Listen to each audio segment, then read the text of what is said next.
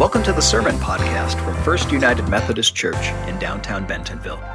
If you have questions related to what you hear today, or just want to find out more about the ministries at First United Methodist Church, please visit us online at fumcbentonville.org or check us out on Facebook, Instagram, or TikTok.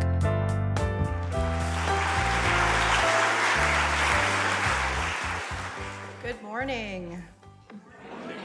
My name is Kristin Wells, and I serve as the youth director here. And I would love to extend my welcome in addition to our pastors this morning. Let's hear from Mark's Gospel, chapter 2, 13 through 17, CEB. Jesus went out beside the lake again. The whole crowd came to him, and he began to teach them. As he continued along, he saw Levi, Alphaeus' son, sitting at a kiosk for collecting taxes. Jesus said to him, "Follow me." Levi got up and followed him. Jesus sat down to eat at Levi's house. Many tax collectors and sinners were eating with Jesus and his disciples. Indeed, many of them had become his followers. When some of the legal experts from among the Pharisees saw that he was eating with sinners and tax collectors, they asked his disciples, "Why is he eating with sinners and tax collectors?" When Jesus heard it, he said to them, "Healthy people don't need a doctor, but sick people do. I didn't come to call righteous people, but sinners." This is the word of God for the people of God. As we've already talked about, this week is a very special Sunday. It's our Confirmation Sunday.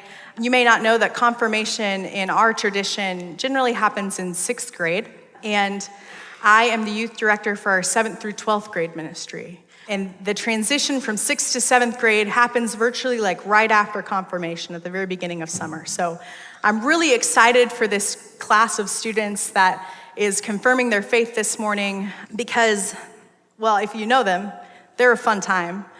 But also I'm grateful that as they start in our youth ministry that they will have grasped some important things about what it means to be United Methodist, what our Wesleyan heritage offers the wider church. I want to be honest and say that while I work at a United Methodist church and am enrolled in seminary at a Methodist institution, I am very newly United Methodist. I want to share that because some of you may find yourself in that boat this morning, wondering, what does it mean for this group of students to claim this faith? I don't exactly get it. I was there very short time ago. I want to back up and tell you that I did grow up in the church, and I certainly loved the denomination that I grew up in, which also found its roots in the Methodist tradition. It's where I met Jesus, it's where I felt a sense of belonging, and it's where I received my call to ministry. And I thought I was proud of my denominational heritage growing up, until I met a lifelong United Methodist. Y'all, United Methodists are a special breed. We're gonna spend this series bringing you up to speed on the history of the Methodist movement, but I wanna offer a helpful distinction for some of you.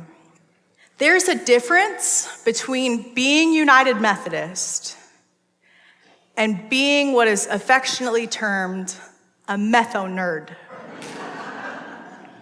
And one of those distinctions is the merch. If you start seeing John Wesley merch, it's a hint. Okay? If they don't say it out loud, there'll be signs. I mean literal signs.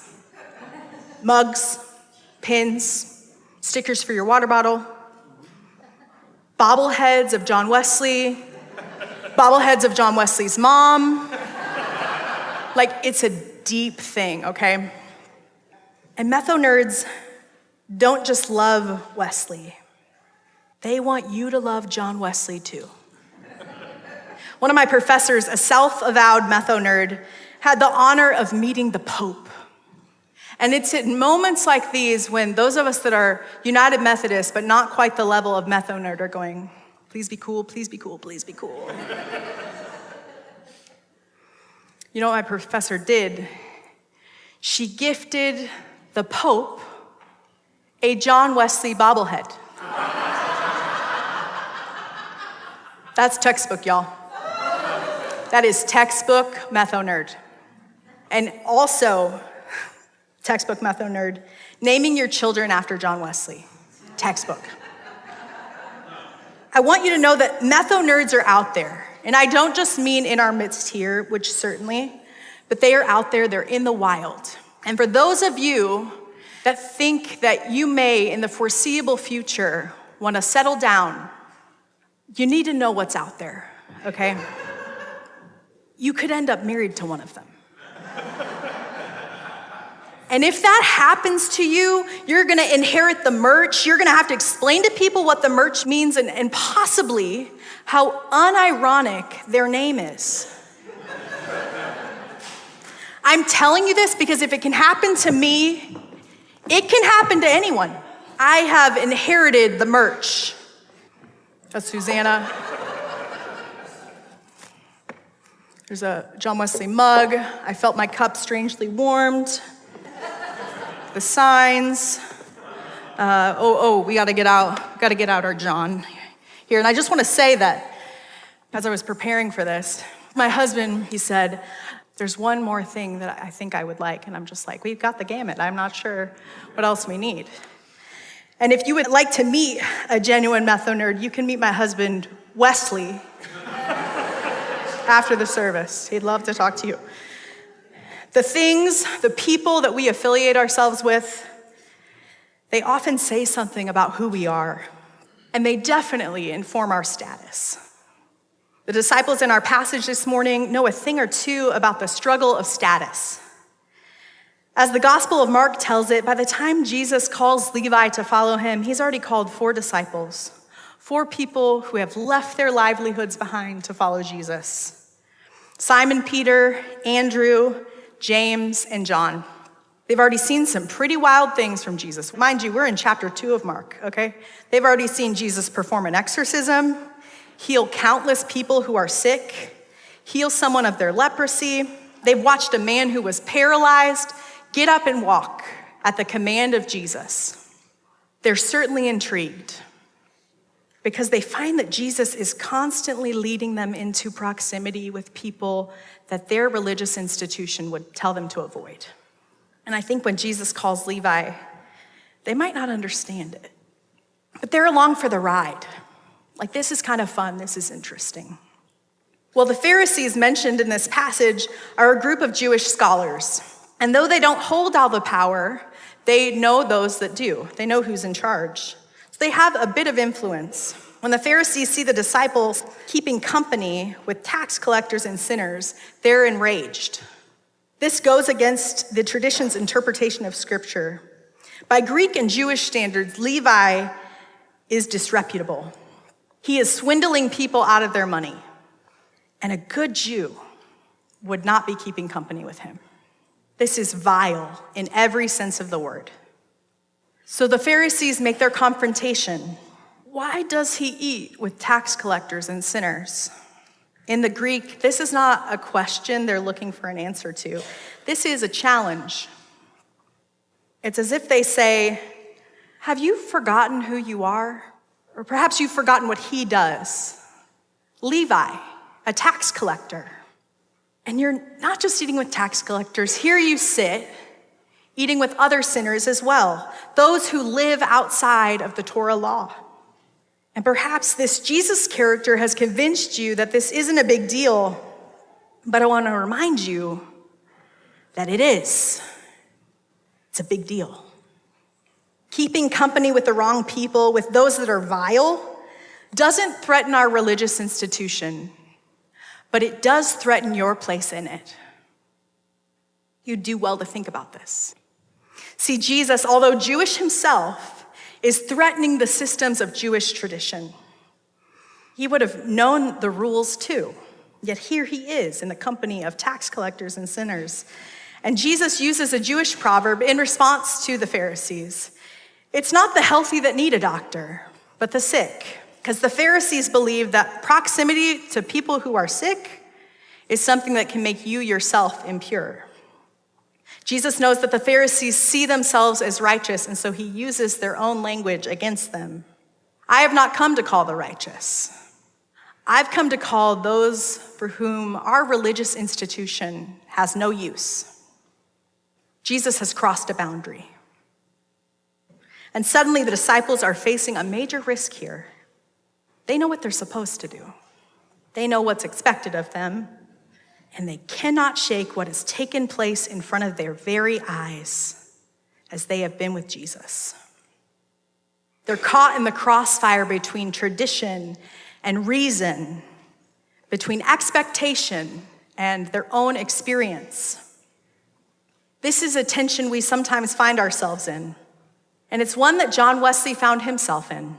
John Wesley lived in the 18th century, and he spent his life trying to love God better. And also, he was a man of status.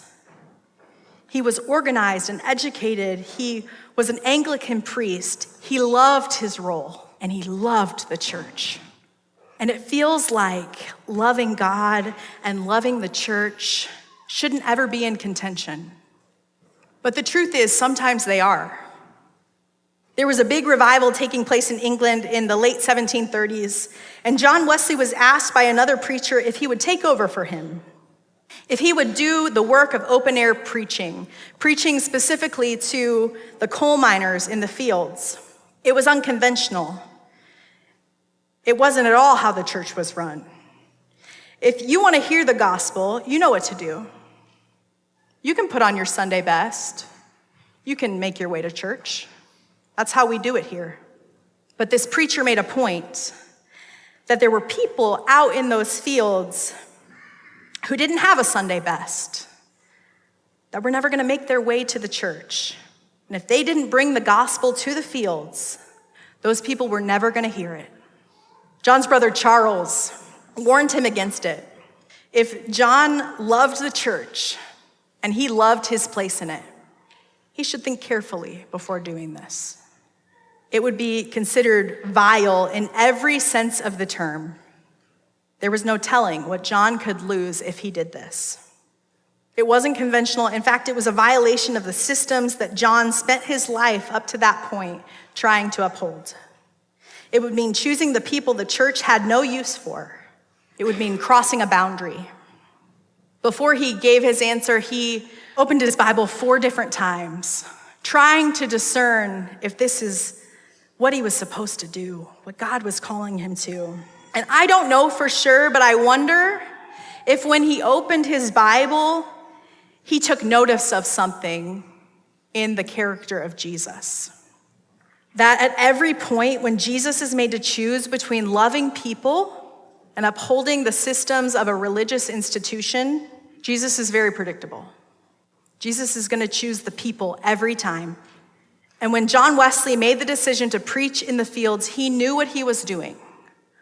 On Monday, April 2nd, 1739, he writes, "At 4:00 in the afternoon, I submitted to be more vile."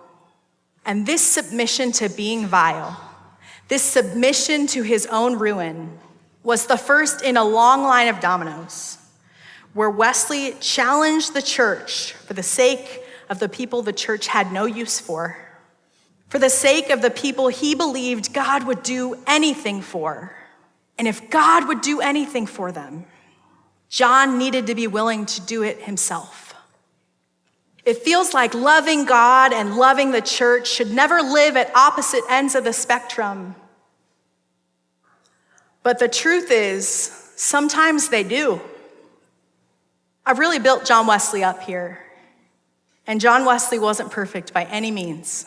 And neither was the Methodist movement he left behind.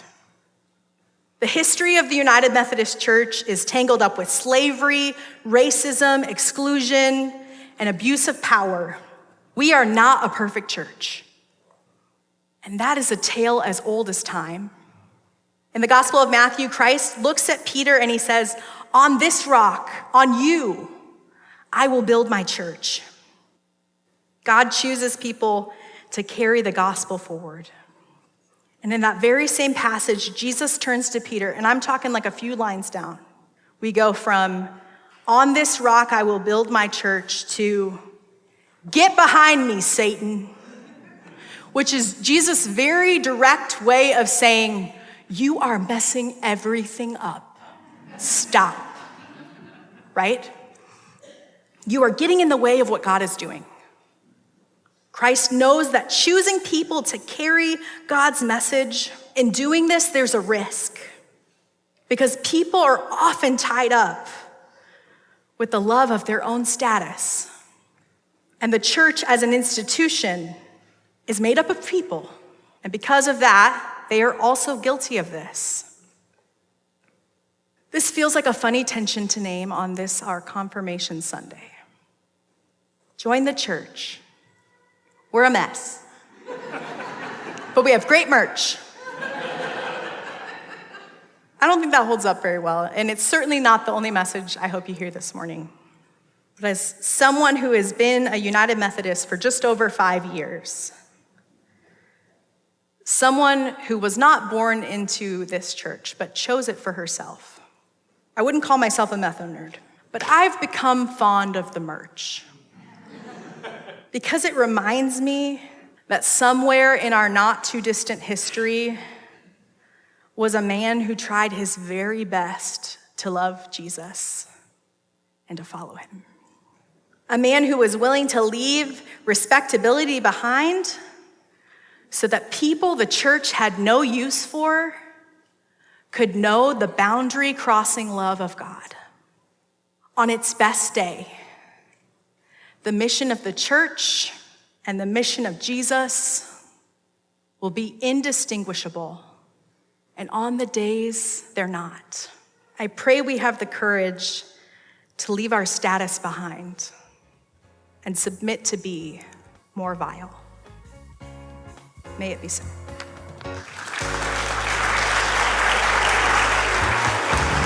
Thanks for listening to the Sermon Podcast at First United Methodist Church in downtown Bentonville. If you would like to let us know you were here, follow the link below to connect. To participate in worship through giving, you can give online at fumcbentonville.org. FUMC Bentonville welcomes all. Because we believe the communion table is God's table, we invite everyone into our church family. We welcome and celebrate every race, gender, gender identity, sexual orientation, marital status, age, physical and mental ability, national origin, economic station, and political ideology.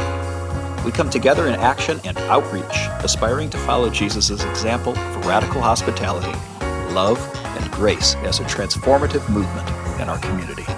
Please join us for worship on Sunday mornings at 9 a.m., 10 a.m., and 11 o'clock a.m., live and on our YouTube channel. Grace and peace.